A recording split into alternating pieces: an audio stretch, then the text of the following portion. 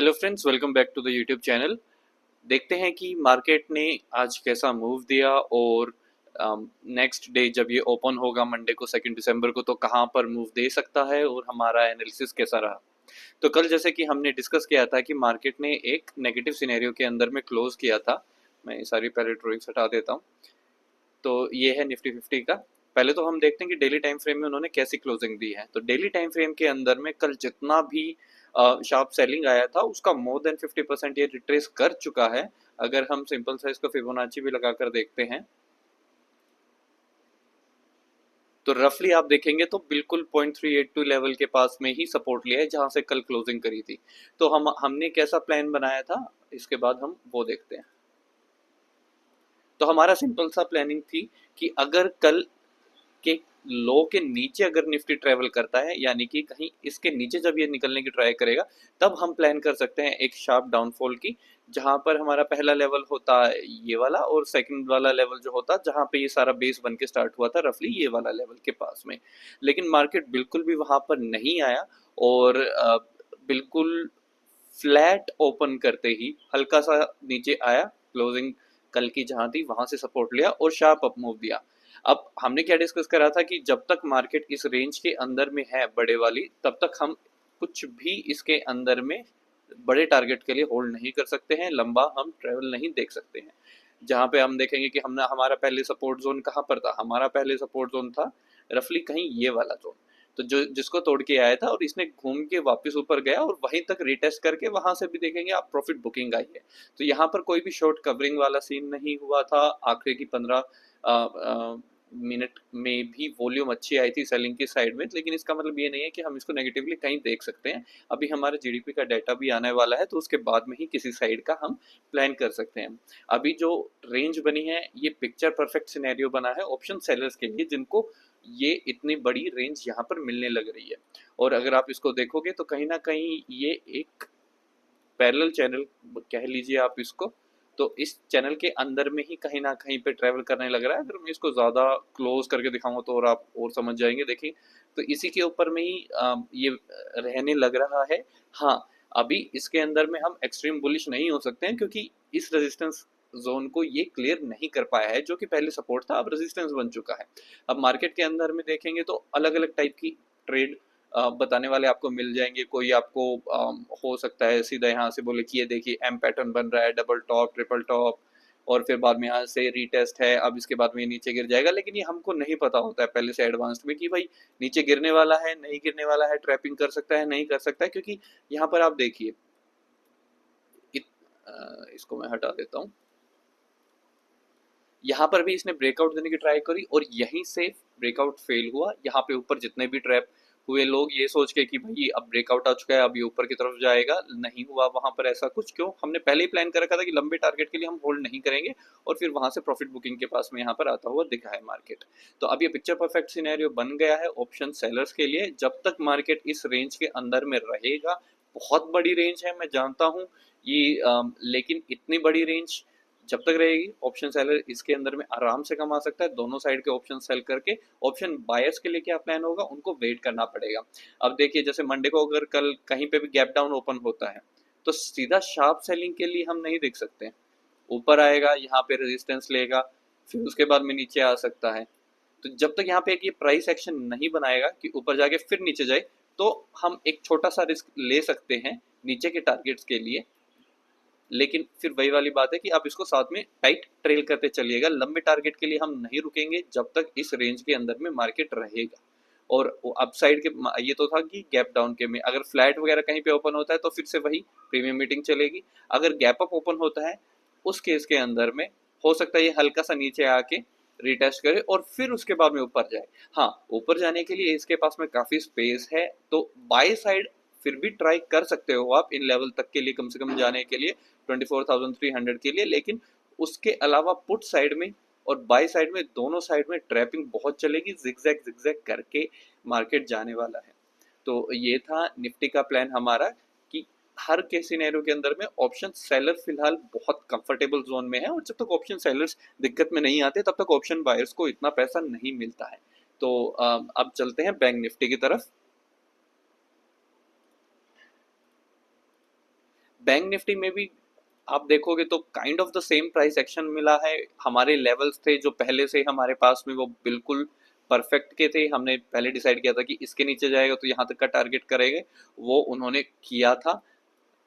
लेकिन उसके बाद में आज हल्का सा गैप अप ओपन हुआ, फिर उसके बाद में नीचे आया, फिर दोबारा ऊपर गया, फिर उसके बाद नीचे आया और यहाँ पे काइंड ऑफ सपोर्ट ही लिया है। देखिए ये लेवल हमने बना रखा था, जब तक कि इसके नीचे क्लोजिंग नहीं देगा तब तक हम नीचे जो गैप पेंडिंग है वहां तक कवर करने का नहीं देख सकते हैं। तो पुट साइड में जाने वाला था। जो लोग क्लोजिंग की वेट करे वो बच गए, जो ट्रिगर की वेट करे वो हो सकता है यहाँ पे फंसे होंगे। और 1 मिनट की कैंडल ही यहाँ से नीचे जाके एकदम शार्प रिवर्सल आया था। अगर आप 1 मिनट टाइम फ्रेम में देखेंगे तो कहीं ये कैंडल थी जिसने परफेक्ट यहाँ पे ब्रेकआउट दिखाने की ट्राई करी और फिर रिवर्स कर दिया और फिर यहाँ से मार्केट ऊपर की तरफ में ट्रेवल करने लग गया। तो इसीलिए हम कहते हैं कि क्लोजिंग का वेट करना जरूरी होता है थोड़ा सा।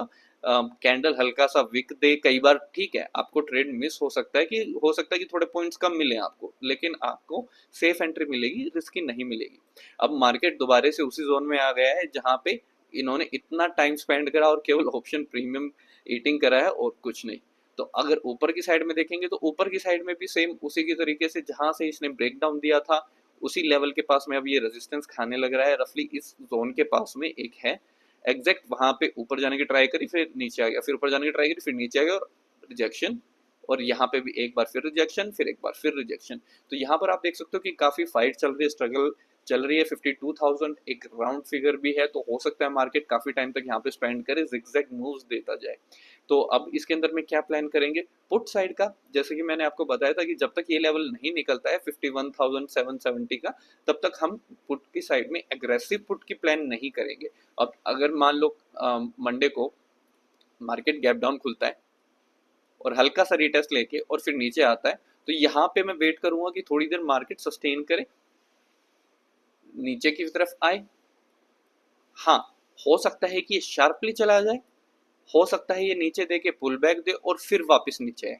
मैं पुल बैक वाली ट्रेड लेना ज्यादा पसंद करता हूँ क्योंकि उसके अंदर में स्टॉप लॉस हमारे पास एक डिफाइंड आ जाता है, छोटा स्टॉप लॉस हो जाता है, रेदर देन कि हम रनिंग के अंदर लेंगे। अगर आप रनिंग के अंदर ले भी रहे हो तो पहले थोड़ा सा 1-2 मिनट का नीचे क्लोजिंग का देखिएगा, फिर उसके बाद जिस कैंडल में एंट्री है उसी कैंडल के हाई के ऊपर आप अपना स्टॉप लॉस लगा सकते हो और टारगेट नीचे की तरफ है।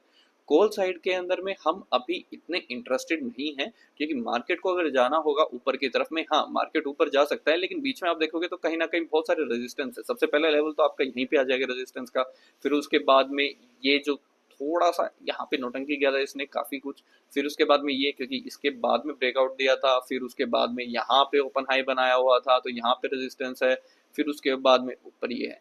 तो ऊपर अगर आप देखोगे तो एक सांस में नहीं जा सकता है मार्केट, बार बार रेजिस्टेंस है, जिगजैग करके जा सकता है। हाँ मार्केट है, कुछ भी कर सकता है, तो यहाँ से जा सकता है ऐसे ऐसे ऐसे ऐसे। तो ये तो बहुत ही मतलब मैंने आइडियल केस सिनेरियो आपको बता दिया। अगर इसको अप ट्रेंड के अंदर में भी जाना होगा, जैसे ये डाउन ट्रेंड जिस तरीके का ये डाउन ट्रेंड आया है, अब बनाने में तो अगर मैं सिंपल बनाऊंगा तो बन जाएगा, लेकिन आप देखोगे कितनी ज्यादा इसके अंदर में कैंडल्स यहीं पे टाइम स्पेंड कर रहा है, सेम इसी तरीके से जिगजैग जिगजैग करते हुए ऊपर जाएगा।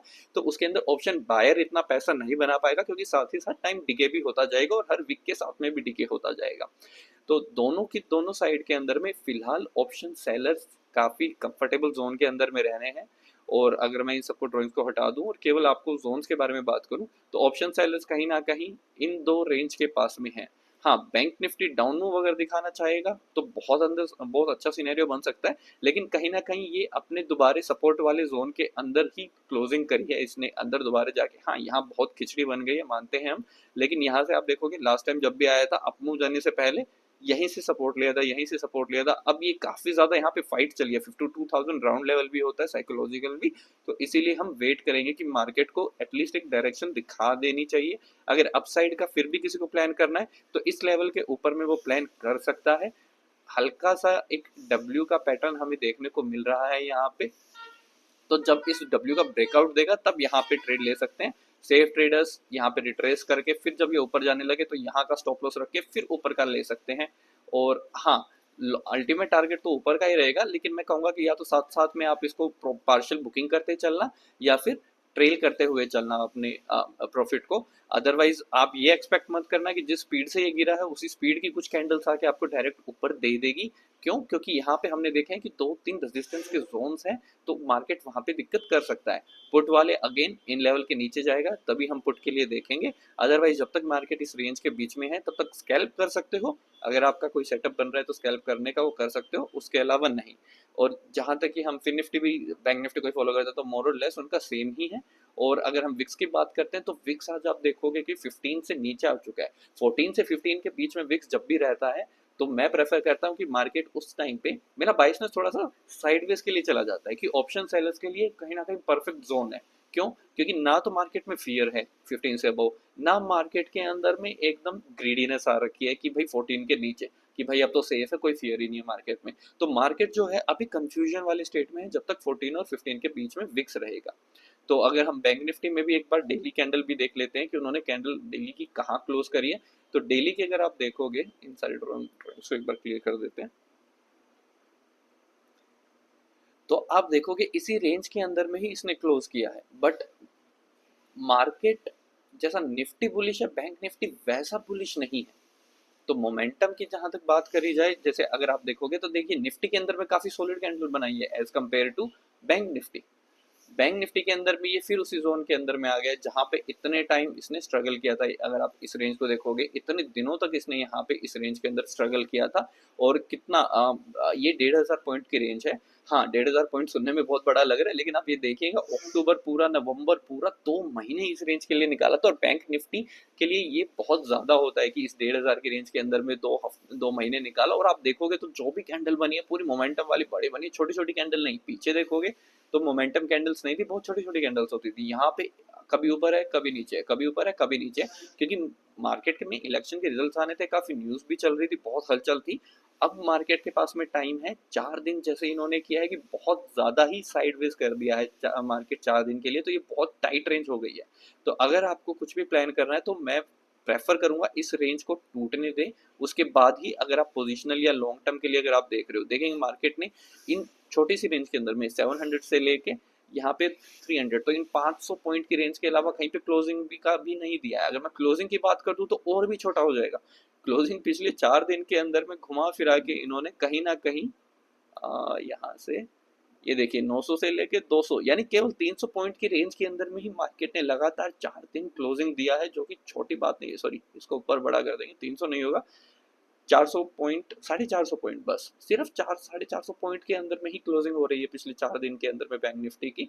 तो लास्ट टाइम ऐसा जब हुआ था तब उसके बाद जब एक साइड का ब्रेकआउट आता है तब बहुत लंबा चलता है। अगर इससे पहले आप कहीं पर भी देखोगे लगातार 4 दिन वो कहीं एक रेंज के अंदर में रहा हो, जैसे यहाँ पर था, आप देखोगे यहाँ पे 4 दिन रहा, फिर ब्रेकआउट दिया अच्छा खासा ऊपर 500-600 पॉइंट का मूव देने के बाद में फिर ट्रैपिंग हुई थी। हाँ, यहाँ पे ऐसा नहीं है कि आपको सीधा मार्केट दे देगा, कई बार ट्रैपिंग करता फिर उसके बाद में ऊपर की तरफ देख रहे हो, नीचे आया सबको हट निकाला और फिर उसके बाद में ऊपर चला गया। कहने की बात है कि जब तक यहाँ पे आप देखिए कितने दिनों तक इस रेंज के अंदर में रुका था। तो ऐसा नहीं है कि मार्केट आज दौड़ेगा दौड़ेगा, कल दौड़ेगा दौड़ेगा, परसों दौड़ेगा दौड़ेगा, ऐसा आप नहीं कर सकते हैं। मार्केट का आप फितरत देखने की ट्राई कीजिए, जब भी आप सोचोगे कि अब और कितना ही साइडवेज रहेगा, अब और कितना ही ऊपर नीचे जाएगा, तो यहाँ पे आप देख सकते हो कि 5 जुलाई से लेकर 22 जुलाई तक लगभग पूरा महीना ही उन्होंने 2-3 हफ्ते इसी रेंज के अंदर निकाल दिया था। 1 दिन, 2 दिन, 3 दिन, 4 दिन, 5 दिन, 6 दिन, 7 दिन, 8 दिन, 9 दिन, 10, 11, 12 दिन इन्होंने ऐसा किया। और 13वें दिन इन्होंने ब्रेकडाउन दिया। और जब ब्रेकडाउन दिया तो अच्छा मोशन दिया, फिर उसके बाद में रीटेस्ट के लिए आया, फिर दोबारा से शार्प सेलिंग आई और नीचे तक का इन्होंने टारगेट दिया। तो जब भी जो कोई मंथ एंड की पोजीशन लेके चलना चाहता है, जो कह रहे कि स्कैल्प नहीं करना चाहता, लंबी पोजीशन होल्ड करना चाहता है या ऑप्शन सेलिंग करता है, तो उनके लिए डायरेक्शन इस तरीके से आप आराम से निकाल सकते हो कि एक जब टाइट रेंज के अंदर में जब बन जाता है मार्केट, जितना टाइम उस टाइट रेंज के अंदर रहेगा, जब उस रेंज को तोड़ेगा तो मूव भी उतना ही शार्प आएगा। अभी आप इसके अंदर में सिंपल सा अगर मेजर लगा के देखेंगे,